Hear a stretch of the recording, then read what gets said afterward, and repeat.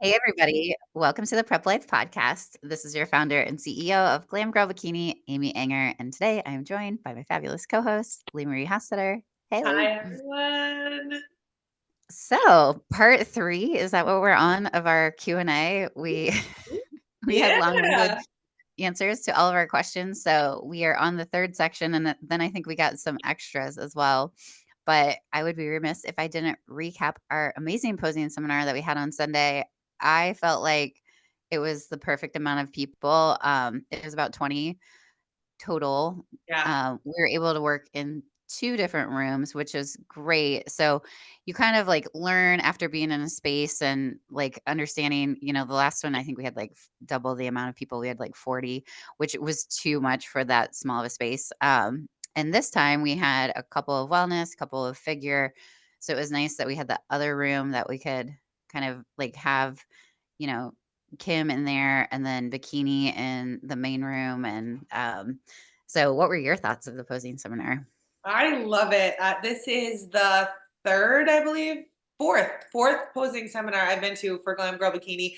And what I Yeah. love about it is we have, veteran, competitors, people that have been competing for years, and then we have people that literally have no idea what they're doing, don't even have a show on the books, but are interested in competing and have no idea what to do. So Amy and our amazing guest poser, Kim Seeley, and Brittany are all and myself are all there, and we go through literally what you have to do on stage. So the mandatory poses, and we teach everyone, and then we work with people, we have them walk out, we practice call outs, how to stand in line, we literally practice everything that happens, and then at the end we always do a mock show, and it's literally like one of you is the judge, like Kim was the judge, and she called people out like this number and that number, exactly like an actual show. And it's so nice because if you've never been to a show and you're totally brand new, there's so many little things that we don't think to talk about. It's just, oh, we naturally know that that's the way it happens because we've been to so many different shows. But like you, Amy, you were the expediter, and so you were moving them around the stage, and they learned so much. And then we see little things like, oh, I saw so many little pet peeves that I've noticed from like novice competitors, and it's like they just don't know. And we assume, oh, this is of course what you do on stage, and they just don't know. So then it's like working out all those kinks. Like one of the things you always point out, Amy, and I still see this in pictures, and it's a huge pet peeve, is when they put the medal around your head if you win an award, not taking the time to flip your hair outside of the medal. So you get that helmet head, and it's so Yeah. awkward. And I feel like there's a few other Yeah. things like that I noticed with some of the posing. Girls were afraid to like move their hair with their hands. Mhm. And especially in some of like the figure, you have to actually show muscles. You have to move your hair, and they would kind of try to flip it so that they wouldn't move their arms out of their pose. And something that I was just thinking is like, it's okay to move your arms and adjust yourself a little bit. If your hair is covering one of your shoulders, say in bikini, move it behind so that you can show your best physique, things like that. Yeah, the top competitors do that. Yeah. Yes, I mean, I've seen exactly. it happen. Yeah. Their Yeah. hair's not gonna be in the perfect spot. But yeah, that is my really big pet peeve. You can't unsee that once you see it, but I think I've talked to so many first-time competitors that are so disappointed with their stage pictures because they're in the victory stance, they could have won the class and they have this helmet head with Mm. their, you can't see me if you're listening on the podcast, but if you're watching on YouTube, you can see what my hair looked like and it just looks hideous. It's basically a helmet head is what it comes down to, but Mhm. yeah, yeah, there were people that were gonna compete, like, this weekend, and there were people that were not gonna compete until the fall, and then, there were people that are getting ready for, like, our May show was the majority of them because we have our first ever natural competition here in Kansas City, the NPC Midwestern states are, hosting, and this will be your first experience coaching in person, Yeah. right? Because you've Yep. only done coaching virtually. Yes. Uh, she was in Yep. Salt Lake City the last time. So I'm how are you so feeling about excited. that? It was so good to see my client, like my athlete in person too, because then Yeah. I could see, oh yes, I think we're gonna adjust this and adjust that, and I could see her pose and things like that. And it's so cool to see a client in person. I definitely do think we did really good coaching over Zoom, and you can definitely do that. But yeah, I'm Mhm. really excited for this show to be local. Yes, me too. And we got some great questions like at the end of the seminar, just newbie questions. But what were some things that stood out to you that you want to share with our audience that you feel like was something that like was a big takeaway for people, or like something that's kind of nuanced and trending for the coming up and coming year? I don't know if it's new or trending, but a couple of things that I really noticed about the competitors, I loved seeing the gamut of the figures that were quite lean and ready to compete, and then the ones that were quite obviously either far out in prep or in the middle of an off season or even just thinking about competing, and how if you are, I mean, even if you're super lean, it takes a lot of confidence, even in a room full of other just women, to strut out and pose in a bikini, right? That just takes a lot of confidence. And if you are in an Um, off season body, it takes even more confidence. But what I noticed was there were a few of the girls that just radiated confidence. And some of them, there was this one girl whose smile just, her whole face just lit up. And she wasn't the best poser of the group. She was, she was pretty lean. I think she was competing soon, and she was learning a lot. She wasn't the worst. She definitely knew what she was doing, but she wasn't the best. But every time she came out in a line, my eyes just went to her because her smile was just so genuine. And it just reminded me of, even if you don't love being on stage, find something that is gonna make you smile. Find a happy thought that you can yeah. come on stage and just think about that so that the judges can see your joy, because their eyes are going to be drawn to you and you want their eyes drawn to you. You want, when you walk out in a line, you want them looking at you because you have that it factor. And then just the confidence. I remember seeing one or a couple that were not their leanest. So maybe their physiques didn't look quite as stage ready as someone next to them, but the way they posed with confidence, it just made me gravitate to looking at them. And it made me think, wow, they look really great. And not only does posing make a huge difference, but having that confidence can make, even if you are getting on stage, it can make your physique look so much better by posing well and posing with confidence. So that was kind of what I picked up.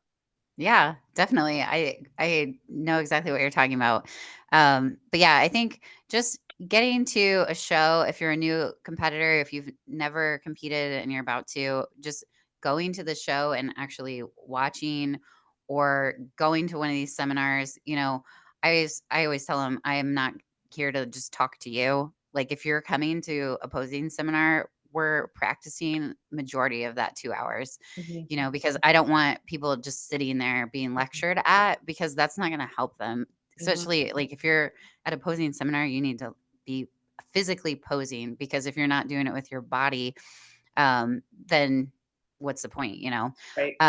So that was like one of my main goals with that. And I was so glad that like Savannah came from Angel Competition Bikinis. And then um, it was just fun to kind of I gave out some different door prizes that I normally do, and, I don't know, it was kind of fun to do I that. know. You were telling me the prizes, and I was like, wow, okay. Can I sign up? They're good. But also, I think anytime that we put on a free seminar, you can, if you're in the area or if you can tune in live on Instagram, so anyone can tune in live. We always go live on Instagram for these. Yeah, The people that we have, so Brittany is an amazing posing coach. Both you and Kim Seeley are or have been judges, have been competitors, and have been coaches. And so you guys see things from a judge's perspective, but can also talk from the athlete's perspective. And it's really, really good feedback to actually have people that have judged watching you in a posing seminar, watching you practice and giving you real live feedback. Because we don't even get that at shows. We get feedback after the point, but it's literally like sitting in front of a judge and getting in like real live feedback from your posing. That's invaluable in this sport for sure. well, thanks. Yeah, I appreciate you putting it on for us the last couple of ones live, and if you are interested, you can actually watch the playback of that live Mhm. on, our IG channel, or on our IG channel, on our IG page, Yeah. Glam Girl Bikini. So, But yeah, moving on because we have a lot of questions I that do. we've gotten. So I know like the tail end of our last one. So we had part one, part two. This is part three. So the question that was coming up was how long should someone stay in maintenance before doing a bulk or a cut? And Thoughts they're for you. talking about Where do you the want me to start with that well, they're one? talking about the off season, right? No, you go ahead. Go ahead and start. Okay.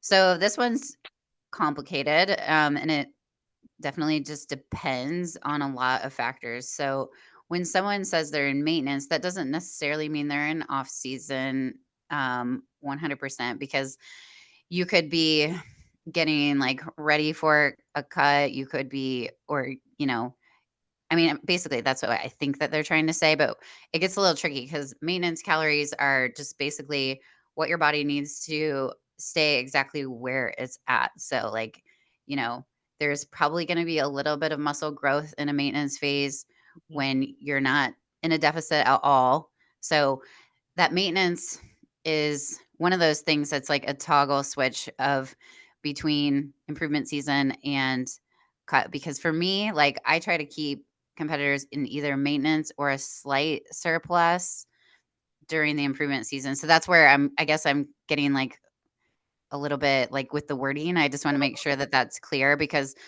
some people need like a slight surplus, some need to be in maintenance, depending on how soon they're going to be going into prep as well is another factor I think maintenance personally. too. Maintenance is always changing. Like first you have to talk about the Sure. reverse. Because Yeah. when you're done with a show, maintenance calories for you, if you wanted to maintain your weight at show weight, that's Yeah. going to be very low. So Yeah. first you have to go through a Exactly. reverse. You have to find a place where you are comfortable in your body and then find those maintenance calories. You know what I mean? Right. Because you're Yeah. going to need to put on some weight after the show. And that is going to be muscle and body fat. You Yep. cannot as a natural competitor put on only muscle and zero body fat. It's just not going to happen after you come off stage lean. And it's not even healthy. You need to put on a little bit of healthy body fat and you can put that on slowly and you can be conservative. You do not have to blow up and add a ton of weight, but you have to find, I think you have to find this place of where your body feels good health wise and is set up for a good place to put on muscle and be in an improvement season while also Mhm. always thinking about your next prep too. So you have to find that place. And then once you find that healthy body place, then you find your maintenance calories because you want to maintain that weight. You kind of pick the weight you want to maintain. If I wanted to maintain a stage lean body, I could, but I would be eating very low calories and that would be my maintenance calories. Does that make sense? Yeah, and I don't love the word bulk in Right. any form. So for me, it's a lean gain phase. So that's why I'm keeping competitors near maintenance, near a slight surplus, depending on how much their metabolism can handle it, how far they are out from their next show. Because to me, like if their show isn't for a while, it's okay to like kind of teeter on the side of surplus, Mhm. but you can still build muscle in maintenance calories. You don't need to bulk. And when the word bulking comes around, it makes me kind of cringe because it's like the old school bodybuilding where you're putting on so much fat in order to make those extra gains of muscle that by the time you go to actually cut it, you lose a majority of that muscle that you've built by trying to burn all that body fat that got packed on. So it's like you're kind of looking for that optimal, like homeostasis place, like you said, like with your hormones, with your energy, with, like whatever that is for that person, that homeostatic kind of place, like that happy place for the body to be thriving is what I'm kind of looking for, like in a competitor. If this person, in fact, is saying somebody that's staying in maintenance, if they're talking about whether or not they should like go to surplus or go to deficit.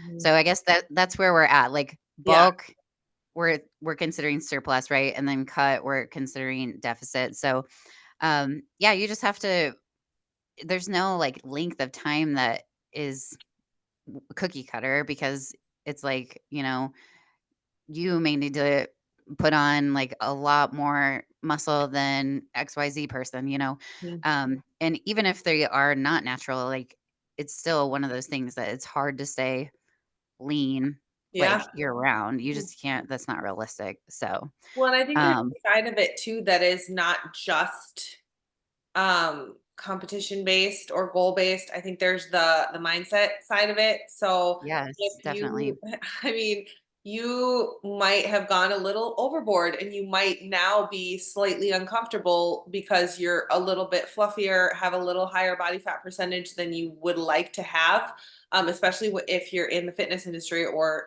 competitor.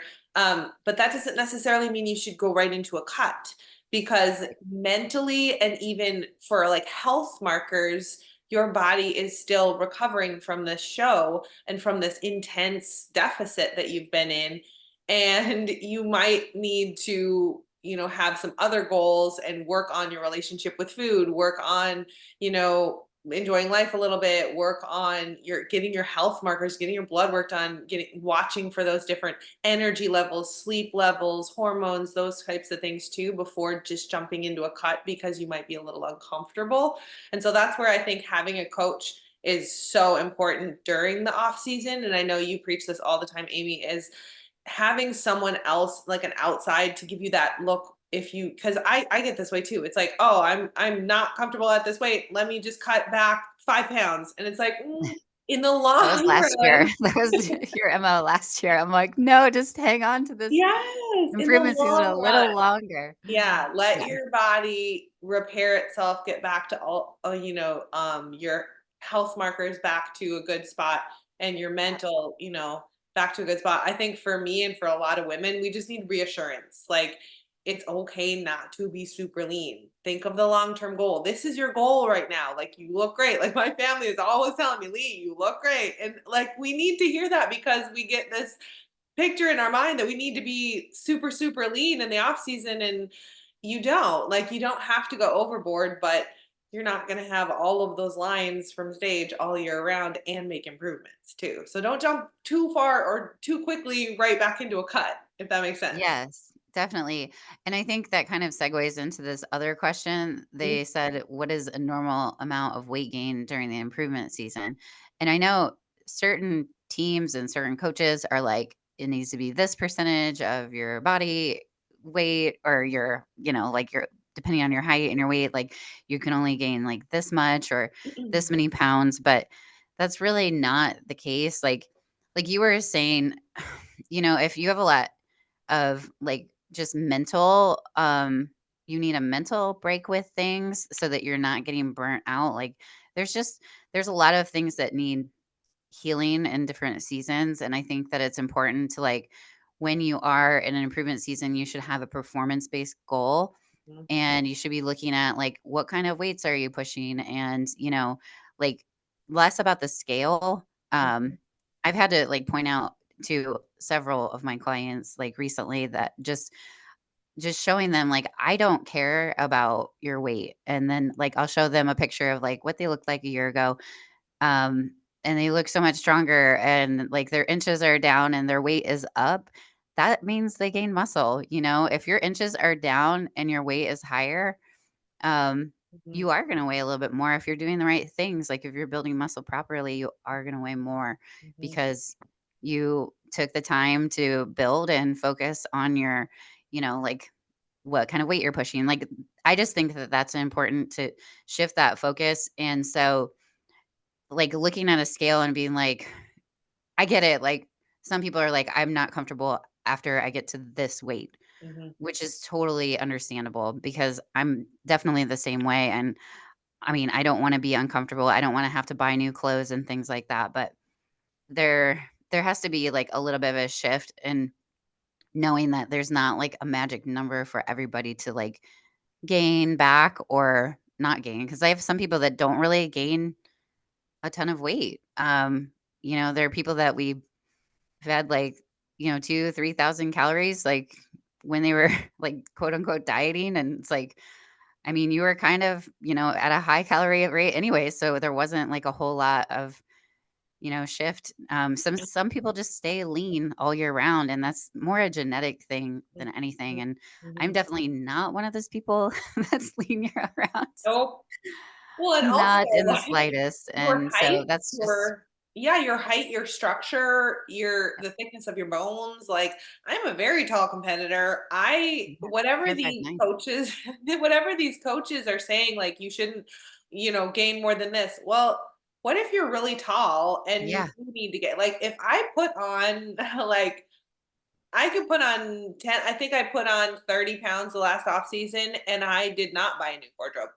Yes, my clothes got a little bit tighter in the off season than they were in when I was lean, but like I'm so tall that I don't have to buy a new wardrobe versus somebody that's maybe like 5 or 5 feet or 4 foot 11. If they put on 30 pounds, yeah, they might need to buy some new clothes. You know what I mean? So yeah, it's so individual for sure. absolutely.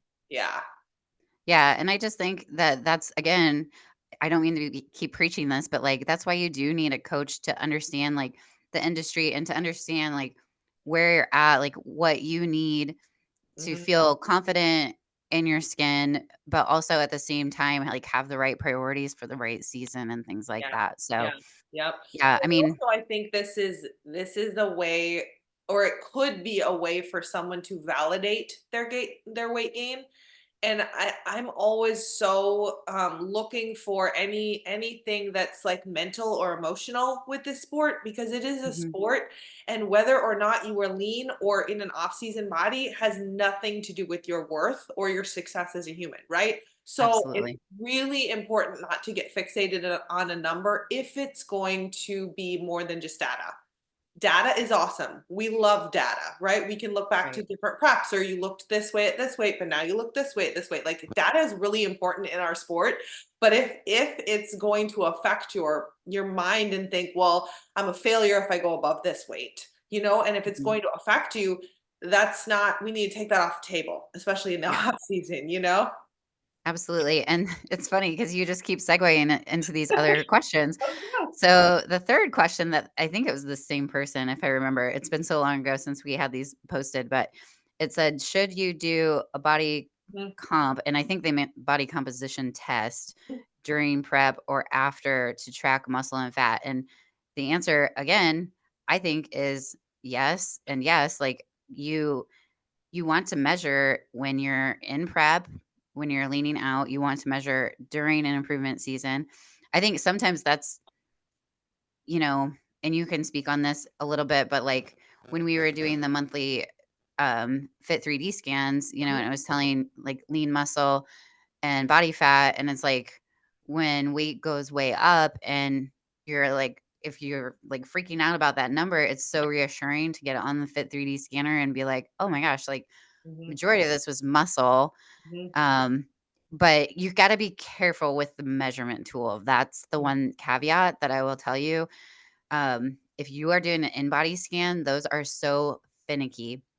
I know they're really convenient because 'cause they're basically free at supplement stores and things like that, but they're also inconvenient on the side of, like, there's certain times of day that those stores are open that you can get into them, and if you've eaten, you've drank water, you've worked out, so you've sweated, you've had caffeine, so it's made you pee a lot.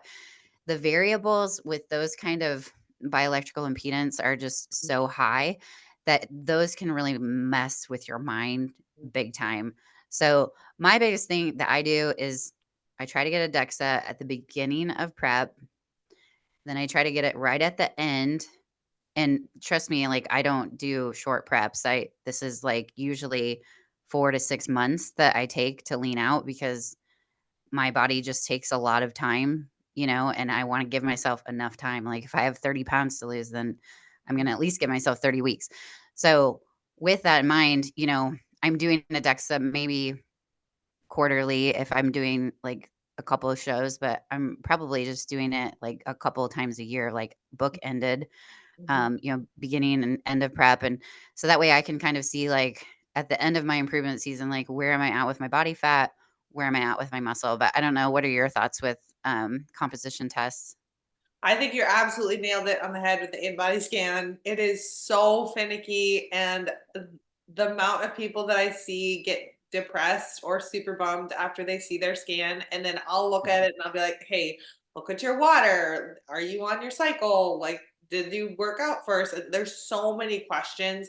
I can always talk them off the ledge during that. But I do, I love the Fit 3D scanner that I've done. I've never done a DEXA, but I would come and do it at least once a month during prep. Um, For the and Fit 3D scan, not for the the Fit DEXA. 3D scan, Yeah. not DEXA. Nope, for Yeah. Fit 3D, because it's at Too the Glam expensive. Girl Lab. So checking in with my coach includes that Fit 3D scanner scan that I would do once a month, and that really did help. And then in the off season, which now I'm reminded because I'm in the off season right now that I need to be doing that. But it, Yes. it really does help you get encouraged that you are making progress. And I think it just helps us see too what, I mean, you as a coach, maybe what we need to work on more. Just like what I was saying about seeing my client in person at the posing seminar and seeing, oh, I think we need to build this up or make sure we don't lose any more right here. And we need to lean this area out. And so like actually having that on a scan and seeing the muscle, especially in the Mhm. improvement season when you might not notice because you have more body fat, seeing the areas. I know for me personally, my scans have shown that one of my glutes is like has been slightly off from the other one. So then we started doing a lot of like single leg work and things like that to even them out. So just things like that Yeah. can be super helpful. Yeah. Yeah. Yeah, and the Fit 3D or the StyQ, whichever one you have, like, in your local area, they're very affordable. They're usually, like, between 10 and $30, Mm, and you don't get the, radiation exposure like you do with DEXA, so I am very, like, aware of that. It is like an X-ray, mhm, which makes it mm, extremely accurate with the DEXA. It is very expensive. I know we get, like, a special rate as, like, glam girl athletes, in town at our, Fit 3D, or yeah, wait, what's it called? DEXA Fit KC, that's what it's called. So we get special rates with the DEXAs there, which is nice. And then once, the Beastified gym opens, that one's gonna be really nice because 'cause that'll have a Fit mm, 3D scanner in it too, but yeah, like, I have a client in Alaska that she sends me her Fit 3D scans that she gets locally. She pays, like, $10 for them, and it's just a good way for us to keep track. Like, she goes, like, once a month, and we just kind of keep an eye on, like, where her muscle growth is, and it's really cool to see that over time, kind of that progress. So, love it. Okay, so last two questions kind of go hand in hand. So one of them is the amount of protein. What is the amount of protein for lifestyle versus a bodybuilder? I think they're kind of asking, is there a difference? mhm. And then part two of that question is how much is too much protein? So first, Yeah. is there a difference between lifestyle and bodybuilder for protein? So dietitians will tell you differently. Depends Um, on who you ask. yeah, the National Board of Dietetics, like, the amount of protein that they say is recommended for, populations is so small to me, Mhm, because an aging population, they need more protein than a younger. If you are weight training, I really do feel strongly about the fact that you need at least a gram of protein per pound of body weight, yes. roughly. Mhm, If you're in an improvement season and you're really trying to grow, then it may be like a 1.25 factor, um, maybe even a little bit slightly higher if you're a pretty lean individual. I've been known to push the needle there. But anything, I mean, it depends on lifestyle, like what their goal is. Most people want to look mhm. lean and shredded even if they aren't competing. I mean, let's face it, like Yeah. everybody wants kind of like a beach body. So, yeah, under eating protein is probably the number one fix that I can do with my lifestyle clients. As soon as I up their protein to closer to their body weight, some of them we can't even get them to it because they've just been so vastly under eating, like, like a 180-pound person, like, I'll get them up from they were previously eating like 60 grams to even 120, like Mhm, doubling it, where it's not even close to their body weight yet, but like just eating that double amount and being like very aware of just changing that one variable, it always creates weight loss. I mhm, find that all the time. And I mean, I don't know what your thoughts are on that because you do a lot more lifestyle than I do, but mhm. Yeah, I think for lifestyle, for bodybuilder, I mean, protein is non-negotiable, and there are set Yeah, amounts that yeah, you need to be eating.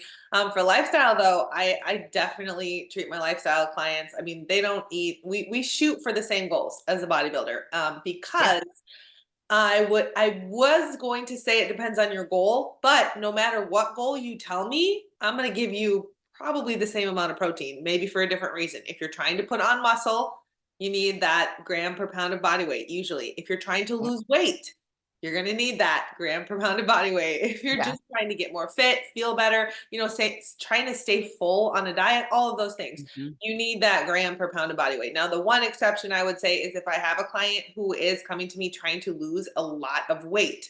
And maybe it's not practical for someone to try and eat, like, let's say they have maybe 50 to 100 pounds to lose. Maybe they can't eat a gram per pound of body weight. Then I will ask them, okay, what are we shooting for? What is your goal body weight, or a body weight where you felt comfortable?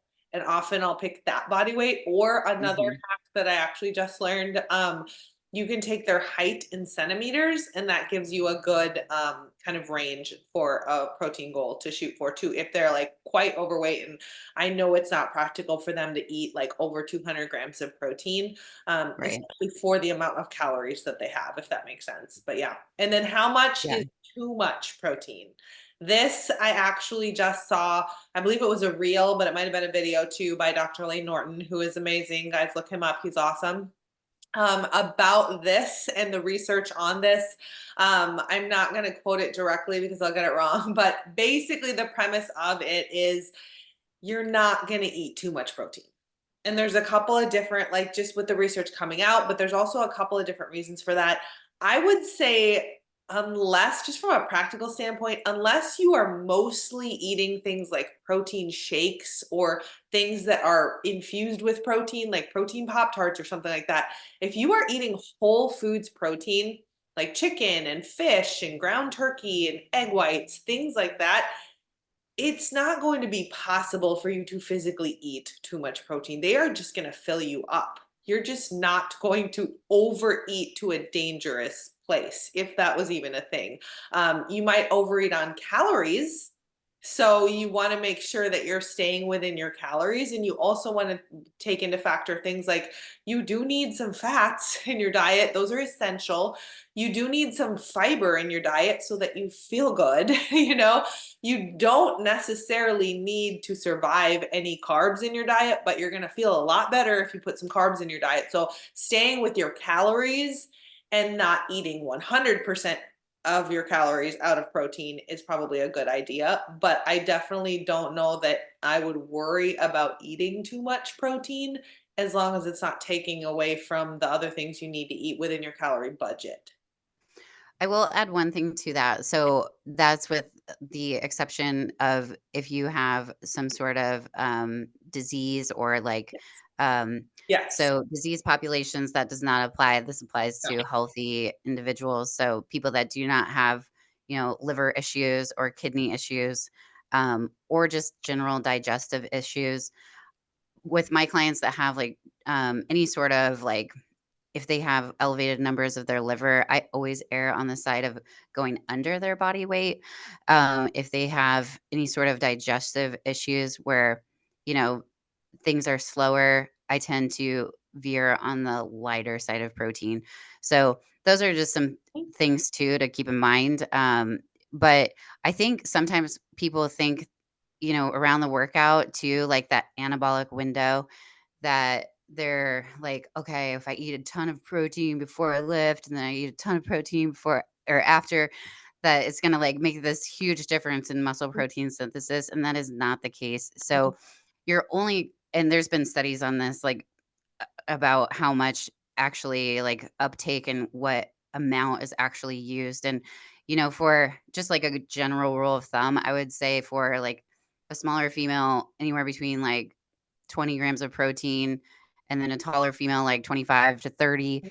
And Mhm. then like a male, about the most that they're going to utilize is about 40 grams. The rest is going to be converted. If people only ate protein, so they ate a carnivore diet, our bodies are too smart to know that, like, if they don't have carbs, they're gonna convert that protein and, our bodies are gonna convert that into glucose. Mhm. So there's not really like there's like some, safe falls that your body kind of runs into that you're not gonna be able to like maximize. Just because you eat so much protein doesn't mean you're gonna get like jacked and huge. Because there's only so much you can Well, actually absorb and digest and change into yeah. muscle through muscle protein synthesis. So Okay, first of all, I love, the gym bro Amy voice. I think we need to bring that back. Second of all, yeah, and I also think the point about carbs, like when I'm programming like the meal plan for a client and we do specifically pre and post workout macros, the yeah, protein almost always stays consistent over all yeah, of the meals. We eat the same amount. It doesn't change yeah, pre post workout. What does change a lot of the times is the carbs. So I think yeah, people are focusing way more on how much protein should I have? Just eat the same amount throughout evenly space it throughout the day. mhm, Manipulate your carbs around your protein around your workouts if you want to get, really emphasize the benefits of your workouts. That's what I would say. yeah, yeah, and I mean, at the end of the day, it's hitting that total number, so, like, you could eat 1 meal a day and you'd still be fine, like, you'd still if you have just, like, 1 meal that has all of your protein at it, which it wouldn't be optimal, especially if you're dieting and you're in a deficit, you're gonna be, like, hungry at certain points and blood sugar regulation and things like that, but, yeah, I think they did a study with, like, whey protein having it like 6 times a day, and it at the end of the day, like, it didn't matter. So it's not as, like, crucial, but, I mean, if there's even a little bit of an amount that, like, matters with that stimulus, we do believe in nutrient timing that you need to have it pre and post-workout to really support that muscle growth, but and really turn on muscle protein synthesis, but I don't know, Yeah. I I mean, digress. I feel like I could go like on a tangent about this forever, but I think with all of these things, there's elite and then there's things that make a tiny bit of difference. And a lot of the yeah. times you don't even notice that unless you are in a competition and measuring every tiny little thing. Mhm. So but we are competitors and we do measure every little tiny Yes, thing. we are living the prep life. Yes, So we are. Absolutely. But also, yeah, like just what you were saying too about too much protein. If you do have a medical condition, if you do need to watch your protein, that is not the advice we're giving here. We're giving right, sports nutrition advice. So body right. composition, things like that. So I we're not just wanted to give that disclaimer because we are not doctors. necessarily We owe any advice that we give is just usually personal opinion or, some of it's scientifically backed, Yeah. but you always wanna Yeah, consult your doctor if absolutely. because everyone's different. Mhm. So, anyways, with that, we are so appreciative of all the questions. Thank you so much. If you would like to DM us any more questions, you can find us on Instagram at Prep Life Podcast or at Glam Girl Bikini. If you would like to apply for coaching with one of us, you can go to glamgirlbikini.com and hit the get started button to apply for coaching. Thank you so much for listening, guys. Bye.